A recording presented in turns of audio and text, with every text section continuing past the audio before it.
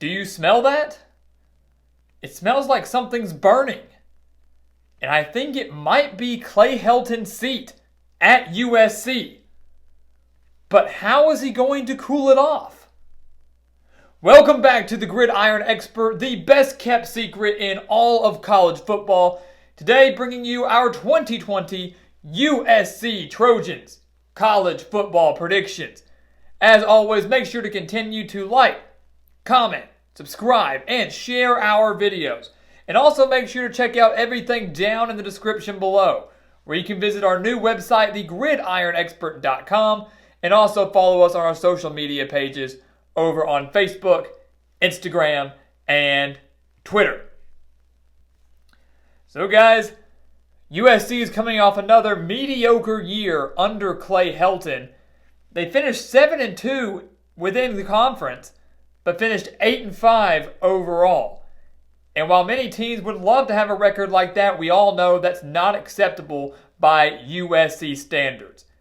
And going 13-12 over the past two seasons, like Clay Helton has done, is not acceptable at all by USC standards. And he enters 2020 probably at the top of the list when it comes to coaches on the hot seat, and it might take a 9 or 10 win season or at least a Pac-12 championship to cool that seat off.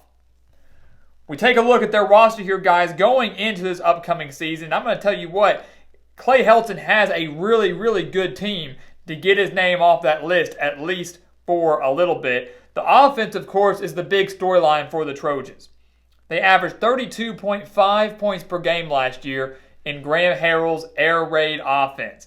They had the 20th ranked offense in the country. They had the 6th ranked passing offense in the country, averaging over 330 passing yards per game.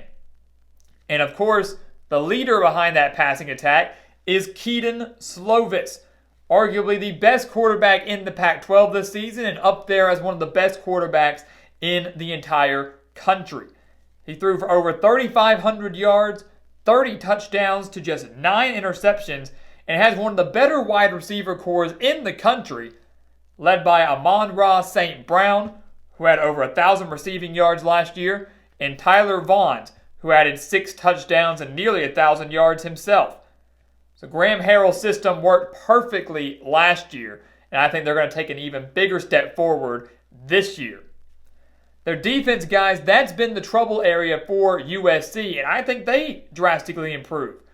They've got a brand new defensive coordinator in Todd Orlando, so a solid defensive mind coming out to LA, perfect for this Trojans team. They allowed 29.4 points per game last year. That's got to get better, but they returned 10 starters total, guys.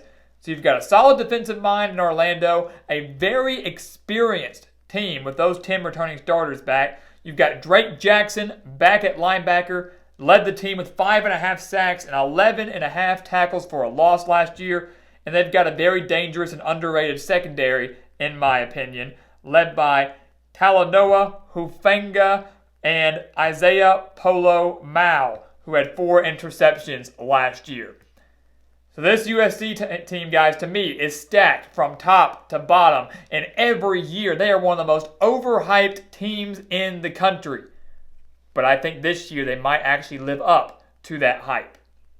So we take a look at their schedule. Of course, we know that the Pac-12 canceled all non-conference games. We know that. We've marked them here. We have them dropping the season opener to Alabama, had that game been played, had them beating Notre Dame, had them beating New Mexico. Those wins and losses will be reflected in our final record projection because we've done that for every single Power 5 team so far. But we do know that the Pac-12 will more than likely start a conference-only slate in the middle of September, and they may play 9 or 10 games, and of course we'll come out with updated records for that in the following weeks. We're going to take a look at their schedule here, still projecting all 12 games, conference games, of course, being the most important. And we've got them starting here with Stanford on September 19th. And Stanford's a team, guys, that USC beat by 25 points last year. Beat them 45-20. And Stanford's a team that, as we all know, has thrived under David Shaw. It's usually one of the better teams within the Pac-12. And last year, they were dealt their first losing season since 2008. We know that doesn't happen. We know that's not a regular occurrence, and to me, it was an absolute fluke. Stanford was hit by so many injuries last year. That's a major reason that they went 4-8. I do think they bounce back, probably make a bowl game here, but I do question a couple things on Stanford's side of the ball, especially on offense here. Will their offensive line be up to par? Will they find a running game? I don't think Davis Mills can win this game solely by himself. And I think even though this game is on the road, I do think USC goes on the road and takes down the Cardinal here. They've won 3 of the last 4 against the Cardinal, make it 4 of the past 5 after September 19th. They then return home to take on Arizona State. Now this is a huge, huge game, guys, when it comes to the Pac-12 South standings. Because these are arguably the top 2 teams within the South Division. USC, Arizona State, Clay Helton, Herm Edwards, Kedon Slovis versus Jaden Daniels. And last year, out in the desert, USC took down Arizona State 31-26. Now, of course, in that game, Arizona State did not have Jaden Daniels. He was out with an injury. So you look at that, and you think, will he be a difference maker in this one? Well, Daniels, with him being fully healthy and one of the best young quarterbacks in the country, can he make a difference and come on the road to the Coliseum and win this game? And I'm saying he cannot. Because Arizona State loses a lot on the offensive side of the ball. Daniels is back. The offense is going to be solid, but you lose Eno Benjamin. You lose Brandon Ayuk. You've got a lot of young key pieces in there that might not be able to hit their stride and adjust very well this early in the season, especially if this is the second game of the season. So I like USC to take care of business here. Slovis had 432 yards against the Sun Devils last year, and I think he has a relatively similar performance in 2020. The Trojans take down the Sun Devils, a game that could ultimately decide who wins this division. And when you're talking about Pac-12 South title contenders, you talk about USC, you talk about Arizona State, but you're also going to talk a little bit about Utah here because they won the whole thing last year. They won the South before falling to Oregon in the Pac-12 championship game, a game that ultimately kept the Utes out of the college football playoff. And Utah's one of those teams this year, guys, that under Kyle Whittingham, they always do very well. They always do very well in the Pac-12, and they're always in the mix of winning the South and making the Pac-12 championship game. And I think that will be the case again this year. I really do. But I'm looking at this Utah team here, guys. USC beat them 30-23 at the Coliseum. All right, they beat them 30-23 out in California. And that was a better Utah team last year than Utah's going to have this year, considering they lose their quarterback in Tyler Huntley, their running back in Zach Moss. They lose 3 of their top 5 pass catchers and return just 2 starters on defense. So I think Utah takes a step back. I think USC takes a step forward. And even though the game is in Salt Lake City, I do believe the Trojans do go on the road and beat the Utes. I'm giving them a win here. To me, it all comes down to quarterback play for the Utes. Does Jake Bentley rise to the occasion, the transfer quarterback from South Carolina? How quickly does that offense gel, and does the defense take a major step back, or do they still remain a top 20 unit in the country, especially within that secondary? I think Utah faces too many questions, at least this early on in the year, and USC takes advantage of it. They win in Salt Lake City, beat Utah for the second year in a row. They then return home to take on California, a team I love this year. I love this Golden Bear squad. And USC beat them 41-17 last year, if that tells you anything. So they beat them by 24 points in 2019. And while I know that California is going to improve, well, I do believe they're the second best team in the Pac-12 North, only behind Oregon. I don't know if their offense is going to have enough to keep up with USC here. Because California's defense last year was really, really good. And USC dropped 41 on them.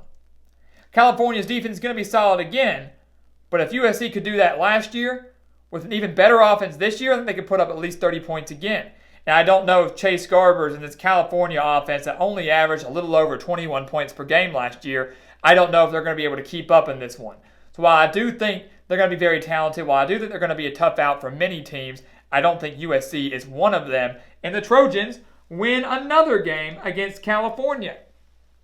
So if you take that Alabama loss into consideration here, we now have the Trojans winning 5 straight games. And we'll quickly make it 6.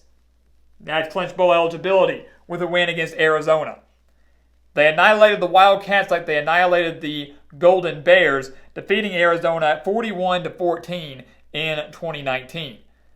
I think this is Kevin Sumlin's last year out in Tucson, guys. I think Kevin Sumlin might be out of a job yet again. Fired from A&M, fired from Arizona. They had the 126th ranked defense in the country last year, and I think that's all you need to know. Because when your defense is that bad, you're not shutting down this USC offense. I think the Trojans win with ease against the Wildcats. They get a bye week here, and on Halloween, they take down Colorado, a game that could be maybe the most lopsided victory for the Trojans so far in 2020, as Colorado is dealing with so much turnover across the board. If Mel Tucker was still there, I'd still project USC to win, but maybe not in such dominating fashion. But they've got a brand new head coach in Karl Dorrell, who, along with his staff, has really had no time to prepare and practice with his new team. They lose their quarterback in Steven Montez. They lose their star wide receiver in Laviska Shenault. So even though USC barely escaped Colorado last year, winning by just 4, 35-31 in Boulder, I think they annihilate the Buffaloes at home, especially coming off that bye week. The month of November is a tough one for USC at Oregon, Washington at home, the in-state rivalry at UCLA, and then of course would have played Notre Dame in the season finale. We did give them a win there, however. We'll start with this Oregon game, though. This is a chance to maybe see a preview of the Pac-12 title game, as you've got the heavy favorite for the entire conference this year in Oregon, facing off against what, by this point, should be a top 10 USC team. So this is going to be a fantastic matchup. Not only has Pac-12 title implications, but maybe college football playoff implications as well. Oregon, we know, is going to be led by their defense this year. One of the better defenses maybe in the entire country. Kayvon Thibodeau up front. You've got Javon Holland back there as well. This is a very, very talented Oregon defense that really flexed their muscles in that Pac-12 championship game, and I think carries that momentum into 2020. We know the Ducks as well are going to have some quarterback questions themselves, with Tyler Shugg replacing Justin Herbert, but I do think he fits that role very well, especially with new offensive coordinator in Joe Moorhead. If this game was out in LA, guys, if this game was at USC, I might be leaning the Trojans' way. But we know Autzen Stadium is a very difficult place to play, regardless of if there are fans there. And I think USC sees this very long win streak snap. What was it, 7 games now? I believe they see their 7-game winning streak snap on the road at Oregon to kick off November. And what's going to be a much closer matchup than the 56-24 beatdown they suffered last year, the Trojans still fall to the Ducks, who will be the king of the Pac-12 until proven otherwise. They bounce back after the loss against Oregon, though. I think they defeat Washington, a team they fell to by 14 last year. They lost to the Huskies 28-14 up in Seattle. And I don't think that happens again here, guys, because Washington, like many teams in the Pac-12, you look at Colorado dealing with a new head coach. Washington State has a deal with a brand new head coach. But Washington here, they lose so much on the offensive side of the ball and lose so much with a brilliant coaching mind in Chris Peterson. So how does Jimmy Lake respond in his first year as head coach of the Huskies? That's question number one. How well does Jacob Sirmon play at quarterback? Do they find a running game after replacing Salvon Ahmed? Does their defense still thrive under Jimmy Lake now that he's no longer defensive coordinator? So a lot of questions within this Huskies program. Although I do think they make a bowl game again this year, they're not coming on the road and taking down USC. Trojans get a much-needed bounce-back win and close out the season with a win over Notre Dame, but also a win over UCLA. They defeated the Bruins 52-35 last year. And guys, again, I don't know what to expect out of UCLA this year, but I can tell you that they certainly do not have enough to beat the Trojans. Until they can fix their defensive issues, they have no chance to shut down this electric of an offense. So having said all of that, guys, if you include the non-conference wins and losses, 2 wins, 1 loss, we've got USC going 10-2.